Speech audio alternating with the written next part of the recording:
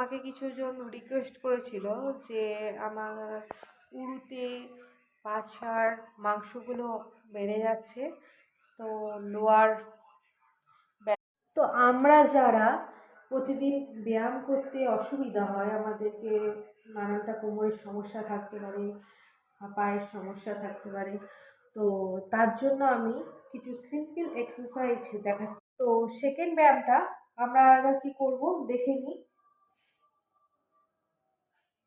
এরকম শুয়ে থাকবো, দিয়ে হিপসটাকে এরকম তুলবো আর নামাবো, তুলবো নামাবো।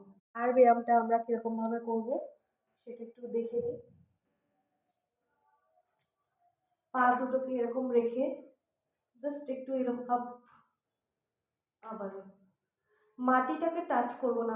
এরপরে ব্যায়ামটা যেটা আমরা করব সেটা হচ্ছে পা দুটোকে এরকম করে রেখে অপোজিট দিকে হাতটাকে হাতের দিকে চোখ রাখবো। চতুর্থ যেটা করব, আমাদের এই যে কার্পেটের ভুলটা যে বেড়ে গেছে, তো তার জন্য আমরা কি করব, হাতটাকে এরকম করে সাইকেলিং করতে থাকবো হাত দুটো পাশে। প্রত্যেকটা ব্যায়াম আশা করি তোমরা বুঝতে পেরেছো কীভাবে করতে হবে। তো এই ব্যায়ামগুলো করলে আশা করি তোমাদের কষ্ট হবে না।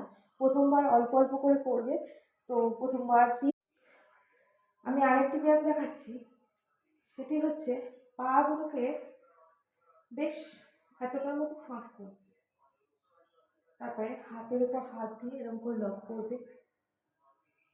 এরপরে ব্যায়ামটি হচ্ছে, দেখো আমি তোমাদেরকে দেখাচ্ছি,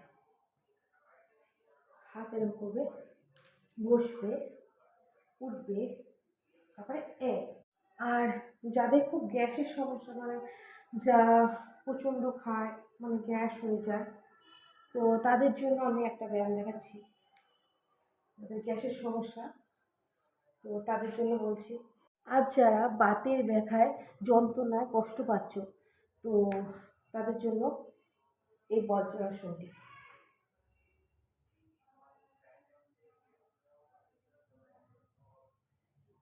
আর একটা বাচ্চাদের জন্য ব্যায়াম দেখাচ্ছি। তো যারা পড়া ভুলে যায়, পড়া মনে রাখতে পারে না, ঠিকমতো পড়া ভুলে যাচ্ছে, ঠিকমতো লিখতে পড়তে পারছে না, আমার সাথে ব্যায়াম করে তোমাদের কেমন লাগলো লাইক কমেন্টস করে জানিও।